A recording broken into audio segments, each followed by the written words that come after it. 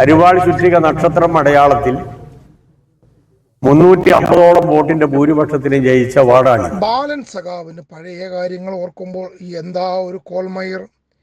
ബാലൻ സഖാവിന്റെ നാവ് പൊന്നായി. എന്തായാലും ഇത്തവണ പാലക്കാട്ടെ ബൂത്തിൽ വോട്ട് ചെയ്യാൻ എത്തിയപ്പോൾ അരിവാൾ ചുറ്റിക നക്ഷത്രം ഉണ്ടായില്ല. കാരണം CPM-ന് സ്ഥാനാർത്ഥിയില്ലെന്ന്. പകരം സ്വതന്ത്ര ചിഹ്നമുള്ള സ്ഥാനാർത്ഥിയായിരുന്നു. ഇത്തവണ സെതസ്കോപ്പിന് വോട്ട് ചെയ്തു.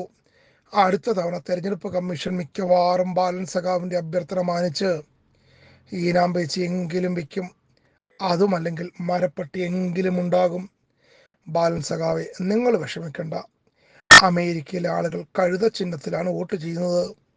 നിങ്ങൾ അത്രയൊന്നും പറഞ്ഞില്ലല്ലോ എന്നും പറഞ്ഞുകൊണ്ട് ഇനി അടുത്ത തവണ അതൊന്നും പറയല്ലേ.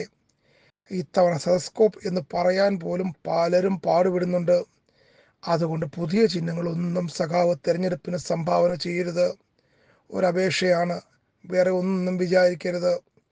എന്നാൽ പിന്നെ സഖാവെ, 23-ാം തീയതി കാണാം.